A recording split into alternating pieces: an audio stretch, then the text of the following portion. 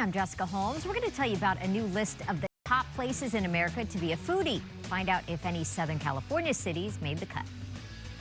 Hey there, everybody. Good morning. I'm Melvin Robert, a country music icon rescheduling her mini residency in Las Vegas. We'll tell you who. Then it was a who's who at Paramount Studios over the weekend, all for a good cause. We take you to the Project Angel Food Awards.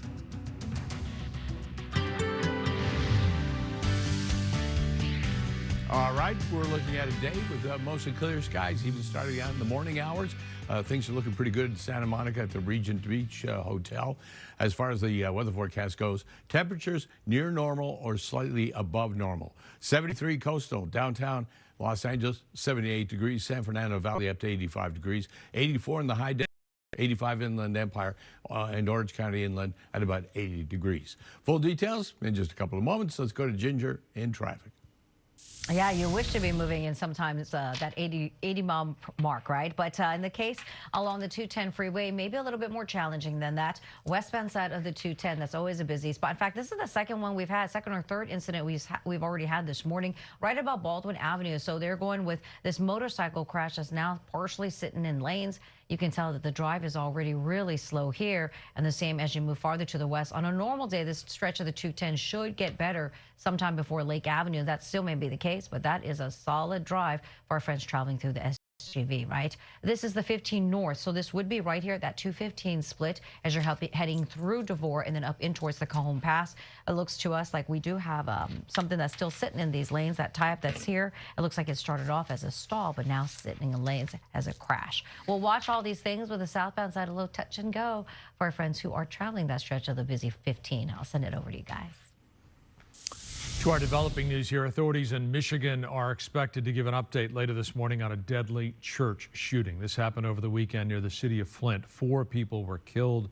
Several people were injured. KTLA's Eric Spillman in the newsroom with the latest for us. Eric, good morning. Morning, Frank. It's yet another mass shooting at a church while people are inside praying. And this one even more horrifying because the attacker opened fire on the congregation and then torched the building, trapping people inside.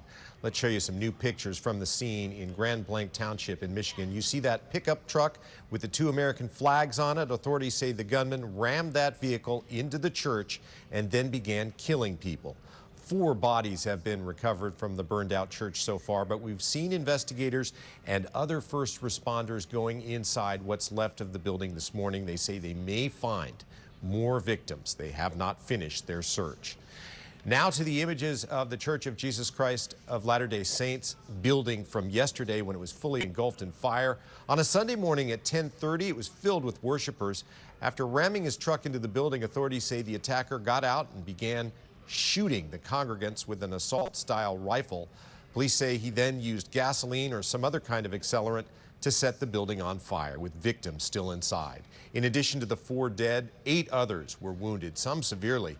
A member of the church named Paul Kirby was at the service with his family. He first heard a loud boom, so he went to the front of the church to check it out. That's when he saw the gunman, who then began shooting right at him. He says it's a miracle that he and his family were not killed. It was the scariest I've ever been in my life. It wasn't the shooter trying to shoot me. It was, is my family okay? I'm extremely grateful. Somebody was looking out for me. I can't describe the joy that I felt when I saw my wife in the car with my 2 boys. Police say they found 3 crude explosive devices that the killer left behind. Officers got there within a minute of getting a 911 call. They exchanged gunfire with the shooter. They shot and killed him in a parking lot behind the church. Authorities say they don't know what his motivation was. He is identified as 40-year-old Thomas Jacob Sanford from the nearby town of Burton, Michigan. He served in the U.S. Marines from 2004 to 2008 and was deployed to both Japan and Iraq. According to local media outlets, he did not have a criminal record.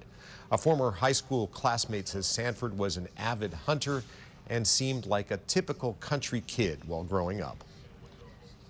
We're going to do search warrants on the suspect's residence. We're going to find out if there was a motive. We're going to go through cell phone records, things like that. So now they're going to look at the planning that took place, that anybody else might have known about the fact that this might take place. Did he speak to anyone about this, either in person, or online? President Trump on social media said he's been briefed on the horrendous shooting. He urged people to pray for the victims and their families, and he wrote, "This epidemic of violence in our country must end immediately." And people who live near the church feel the same way. They say this sort of thing is happening too often now, and they wish something would be done about it. I wish there was, honestly, nobody likes to talk, mental health and gun control. Both things need to be talked about the same equally. There's a lot of times where, when these things happen, it goes immediately, let's have gun control, or let's have, more mental health, and it's a back and forth fight. Why can't we have it all?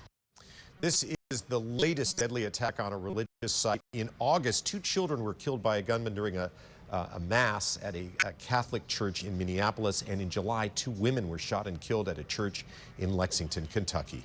Jessica? All right, Eric, we thank you for that this morning. A U.S. Marine veteran has been arrested and charged in connection with another mass shooting over the weekend. Police in North Carolina say 40-year-old Nigel Edge piloted a small boat close to a crowded waterfront bar on Saturday night and then opened fire. 3 people were killed, 5 others injured. Police say the attack was, quote, highly premeditated and that the location was specifically targeted. Officials say Edge had previously filed lawsuits against the town and its police department. He served in the Marines from 2003 to 2009 and received multiple awards, including a Purple Heart. New details now on the death of a teenage girl with the trunk of a singer's vehicle. Police say the car registered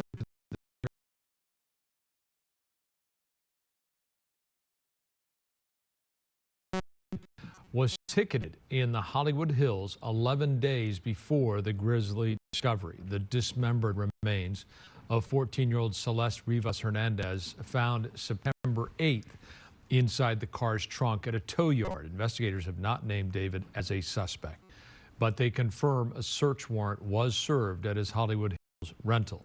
Over the weekend, the owner of the property says David broke his lease and moved out. The case remains under investigation. A suspected peeping Tom rattling residents in West Hollywood.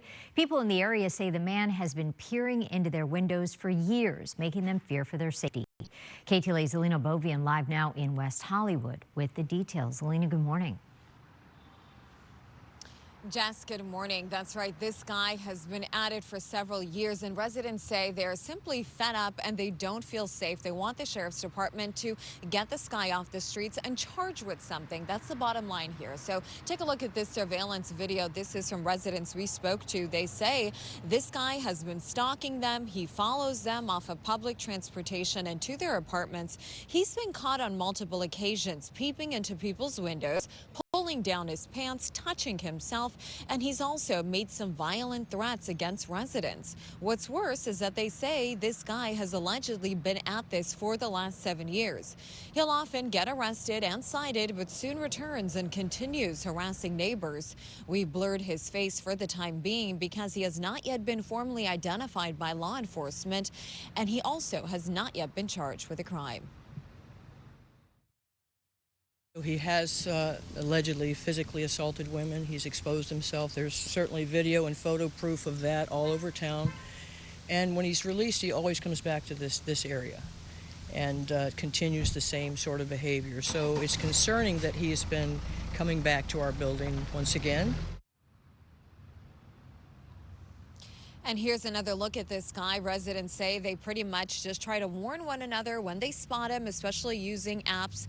But back out here live, the sheriff's department, we've yet to speak to someone here regarding why this guy gets cited. He gets taken in, but unfortunately not charged with anything. So again, we're hoping to find out more details this morning. I'm Lena Byrne reporting live in West Hollywood, KTLA 5 News.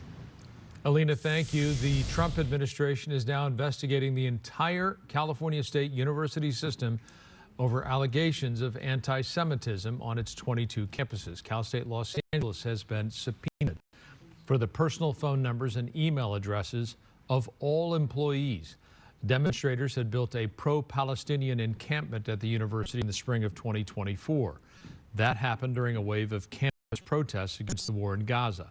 In a statement, CSU says it's fostering an inclusive, respectful,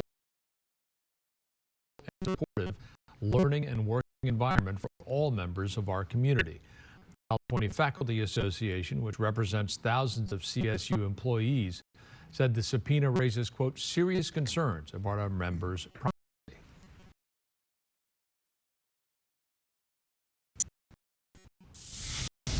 The NBA season is back. Training camps will open up across the league this week.